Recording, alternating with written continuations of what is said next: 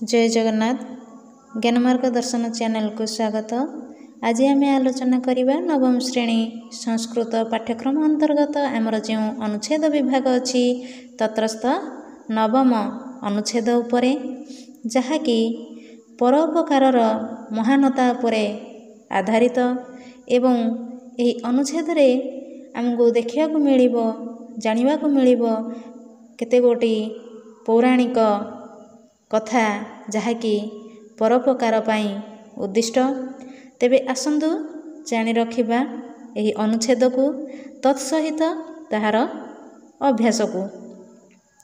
तो ठीक अछि आरंभ करिबा।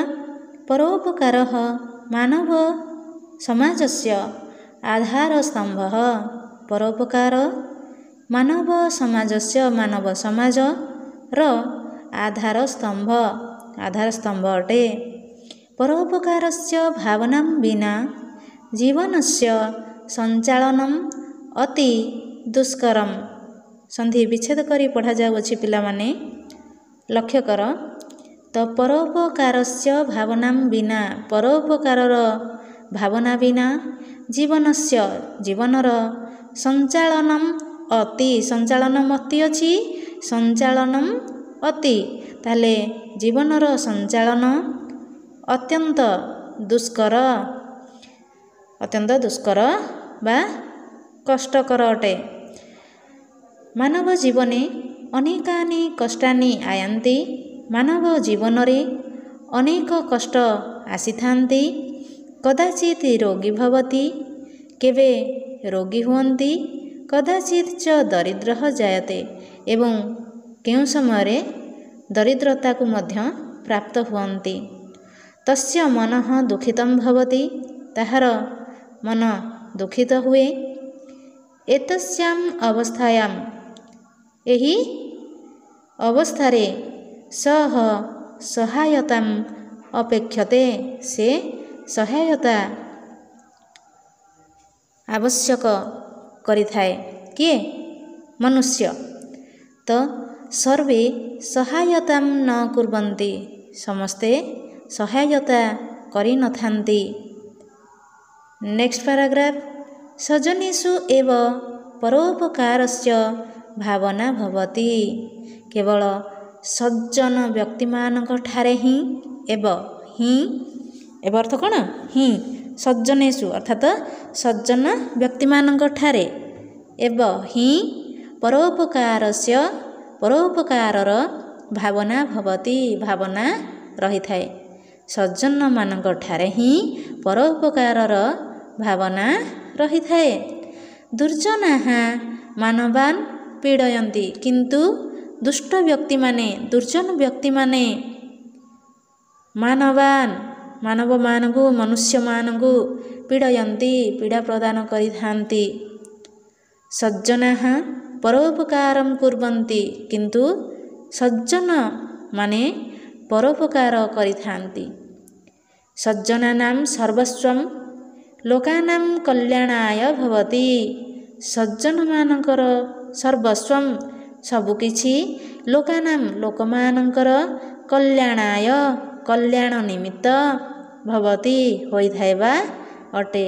ताले सज्जन मानकर समस्त किछि मनुष्य मानकर लोकमानकर कल्याण पाई उद्दिष्ट होइथाए।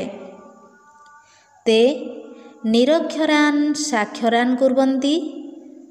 ते के ना सज्जनाः सज्जन माने निरक्षर मानंकु साक्षर कराइथान्ति।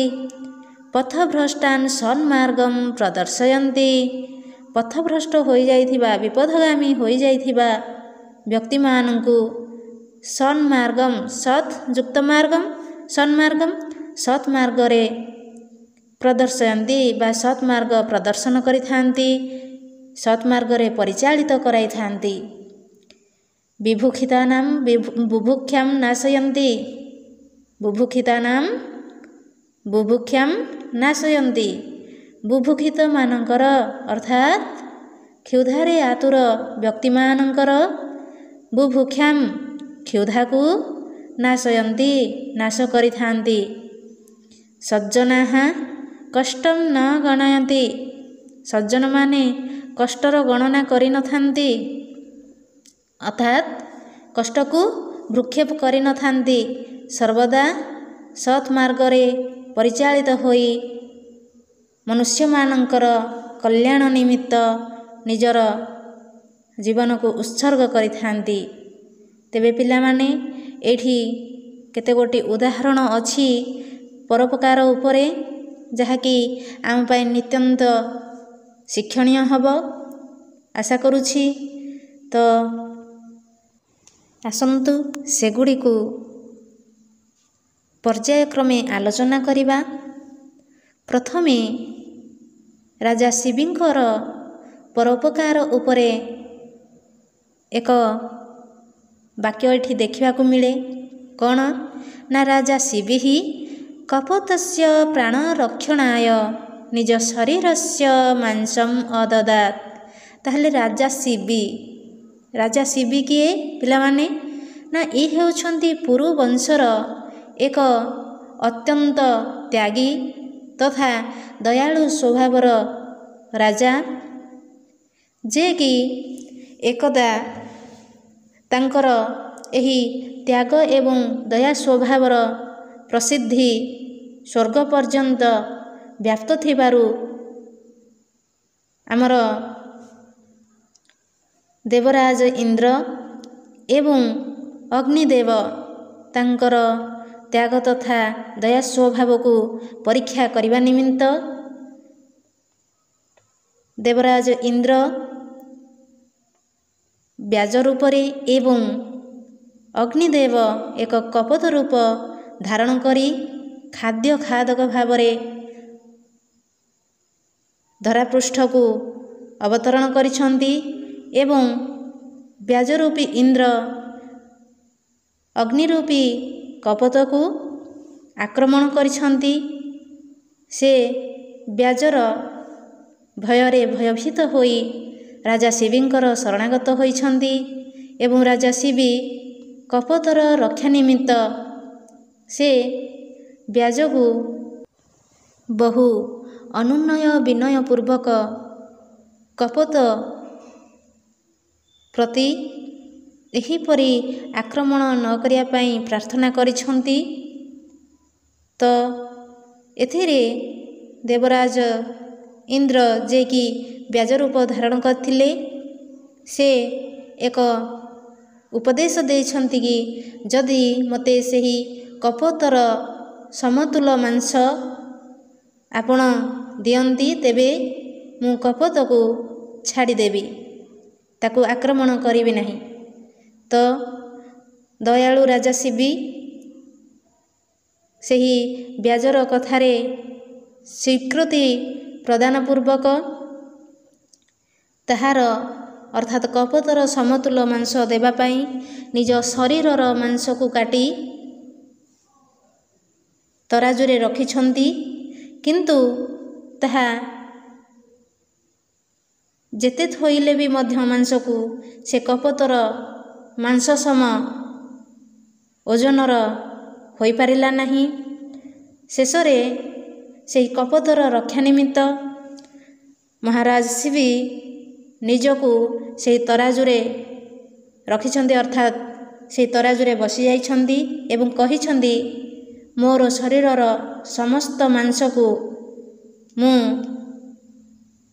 ଅର୍ପଣ କରୁଅଛି, ଆପଣ ମୋର ଦେହର ମାଂସକୁ ଭକ୍ଷଣ କରି ଆପଣଙ୍କର କ୍ଷୁଧାକୁ ନିବାରଣ କରନ୍ତୁ ବା କ୍ଷୁଧା ମେଣ୍ଟାନ୍ତୁ।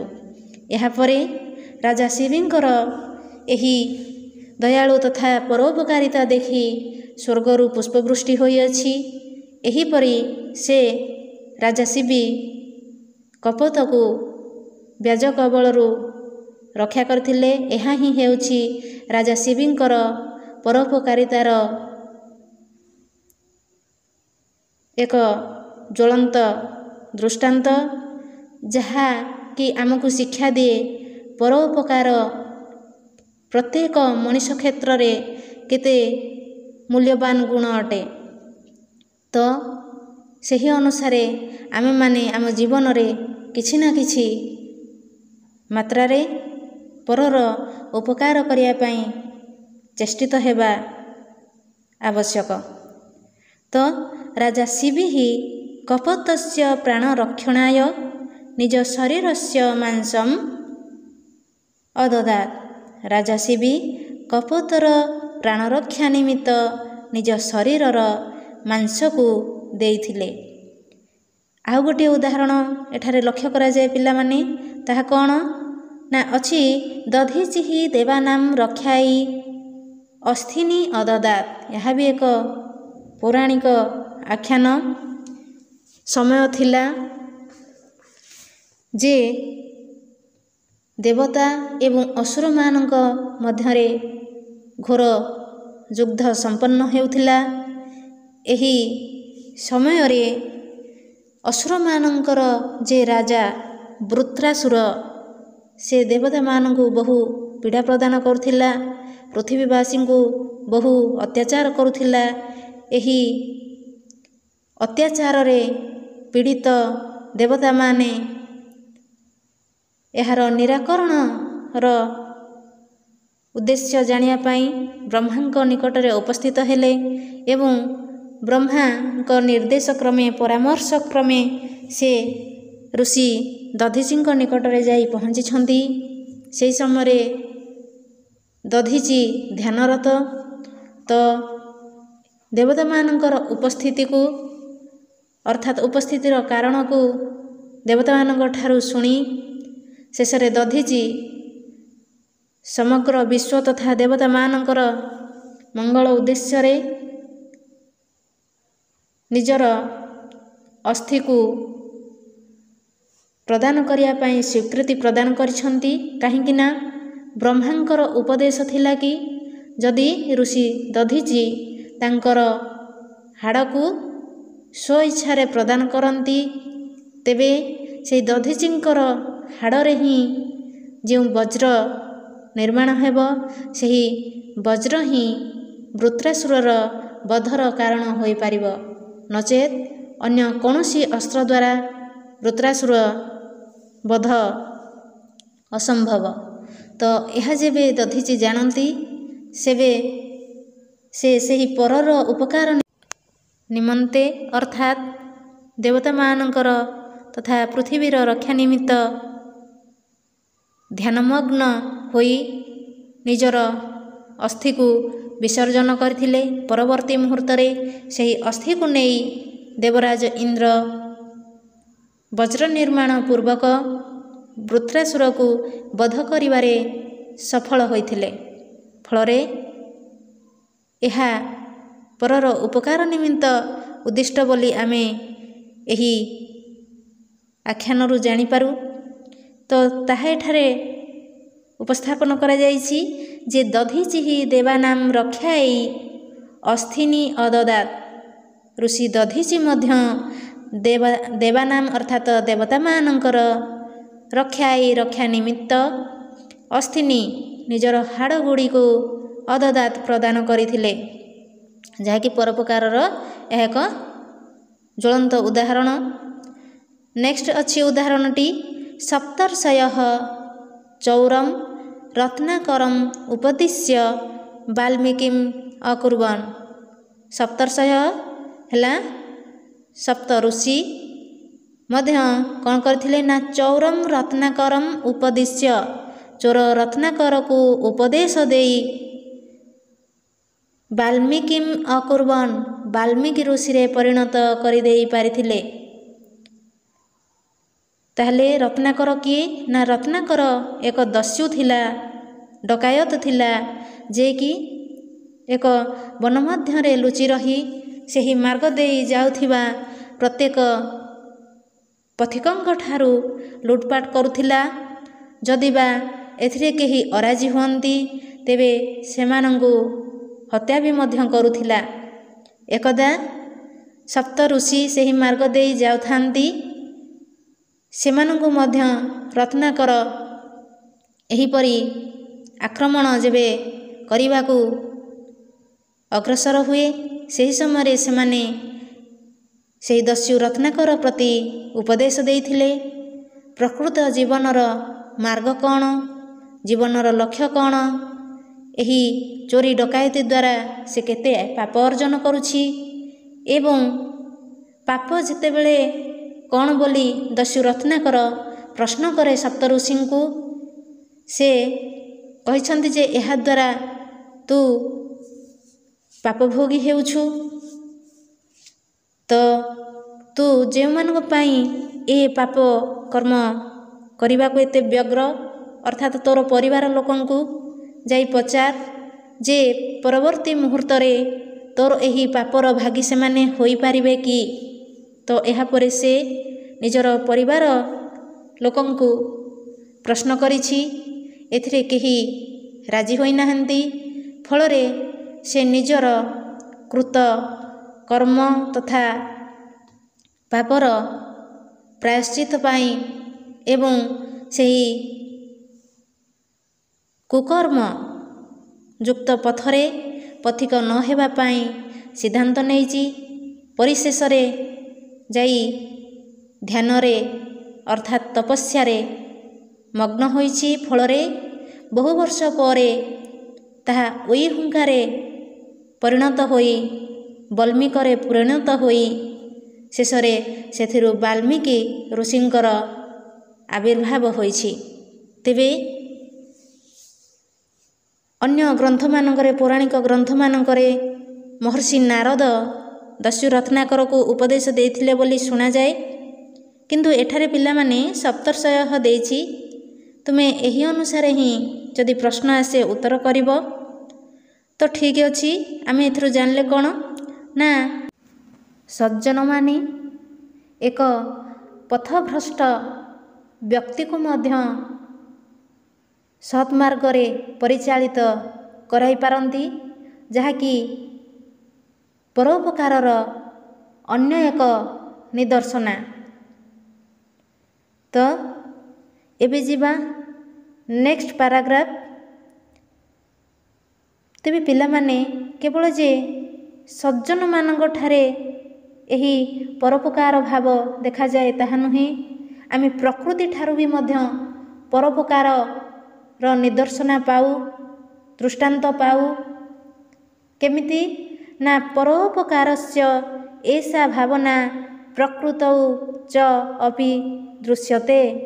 ପରୋପକାରର ଏହି ଭାବନା ପ୍ରକୃତୌ ଚ ଅପି ଏବଂ ପରୋପକାରର ଏହି ଭାବନା ପ୍ରକୃତିରେ ମଧ୍ୟ, ପ୍ରକୃତ ହେଲା ପ୍ରକୃତିରେ ମଧ୍ୟ ଦୃଶ୍ୟତେ ଦେଖାଯାଏ। କେମିତି ନା ନଦ୍ୟଃ ପରୋପକାରାୟ ବହନ୍ତି। ନଦ୍ୟଃ ହେଲା ନଦୀ ଗୁଡ଼ିକ ବା ନଦୀମାନେ ପରୋପକାରାୟ ପରର ଉପକାର ନିମିତ୍ତ ବହିଥାନ୍ତି। ମେଘାଃ ପରୋପକାରାୟ ବର୍ଷନ୍ତି।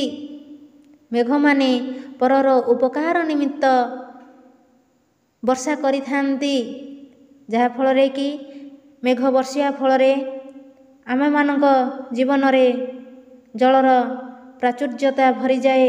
ଆମେ ସେହି ଜଳକୁ ବ୍ୟବହାର କରି ଆମର ଜୀବିକା ଅର୍ଜନ କରିଥାଉ ଏବଂ ଜଳର ହୀନତା ନଷ୍ଟ ହୋଇଥାଏ। ଠିକ୍ ସେହିପରି ନଦୀମାନଙ୍କର ବହିଯିବା ଫଳରେ ନଦୀର ପାଣିକୁ ବ୍ୟବହାର କରି ଲୋକମାନେ ଚାଷ ଆଦି କାର୍ଯ୍ୟ କରିଥାନ୍ତି। ନଦୀର ଜଳକୁ ଭଣ୍ଡାର ଯୋଜନା ମାଧ୍ୟମରେ ସେଥିରୁ ଆମେ ବିଦ୍ୟୁତ ଉତ୍ପାଦନ କରିଥାଉ। ଏହିପରି ବହୁ ଉପକାର ସାଧନ ହୋଇଥାଏ ଆମମାନଙ୍କର। ତ ନେକ୍ସଟ ହେଲା ବୃକ୍ଷାଃ ପରୋପକାରାୟ ଫଳନ୍ତି। ବୃକ୍ଷମାନେ ମଧ୍ୟ ପରର ଉପକାର ନିମିତ୍ତ ଫଳ ପ୍ରଦାନ କରିଥାନ୍ତି। ଆମେମାନେ ସେହି ବୃକ୍ଷର ଫଳକୁ ଖାଇ ଆମର କ୍ଷୁଧାକୁ ମେଣ୍ଟାଇଥାଉ। ସୂର୍ଯ୍ୟଃ ପରୋପକାରାୟ ପ୍ରକାଶଂ ଦଦାତି। ଏବଂ ସୂର୍ଯ୍ୟ ପରର ଉପକାର ନିମିତ୍ତ ପ୍ରକାଶ ଅର୍ଥାତ୍ ଆଲୋକ ଦଦାତି ପ୍ରଦାନ କରିଥାନ୍ତି।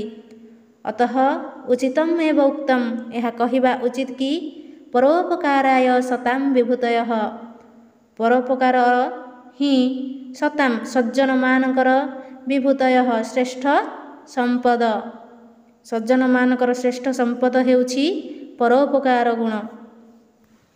ତେବେ ପିଲାମାନେ ଏହି ନବମ ଅନୁଚ୍ଛେଦର ପ୍ରସଙ୍ଗ ଆଲୋଚନା ଏଇଠି ଶେଷ ହୋଇଛି। ଏବେ ଯିବା ଏହାର ପ୍ରଶ୍ନ ଉତ୍ତର ଆଲୋଚନା ଉପରେ।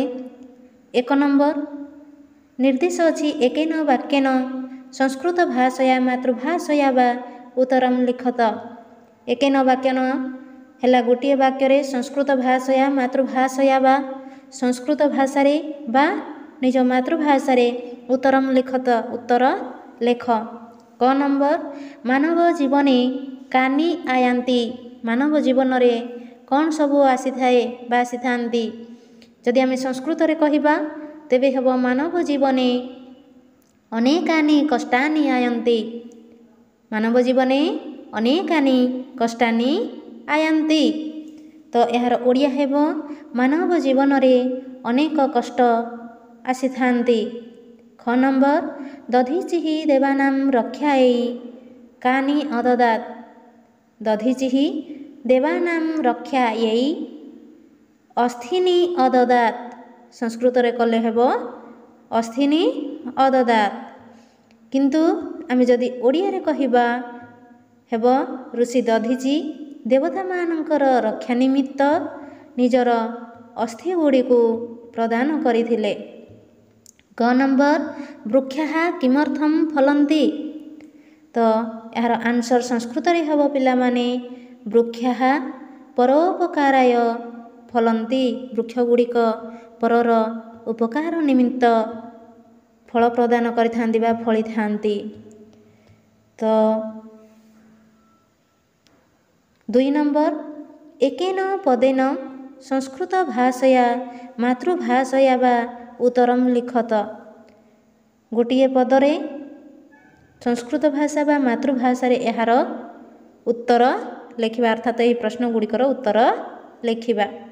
କ ନମ୍ବର କେ ପରୋପକାରମ୍ କୁର୍ବନ୍ତି। କେଉଁମାନେ ପରର ଉପକାର କରିଥାନ୍ତି। ଏହାର ଗୋଟିଏ ପଦରେ ଉତ୍ତର ହେବ କ'ଣ ନା ସଜ୍ଜନାଃ ଅର୍ଥାତ୍ ସଜ୍ଜନ ବ୍ୟକ୍ତିମାନେ। ଖ ନମ୍ବର କଥଂ ନଦ୍ୟଃ ପ୍ରବହନ୍ତି ପରୋପକାରାୟ। ଓଡ଼ିଆରେ ହେବ ପରର ଉପକାର ନିମିତ୍ତ। ଗ ନମ୍ବର କେଷୁ ପରୋପକାରସ୍ୟ ଭାବନା ଭବତି।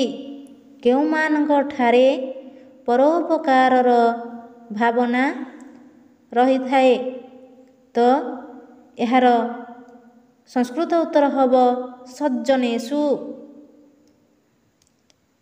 ଏହାର ଓଡ଼ିଆ ଉତ୍ତର ହେବ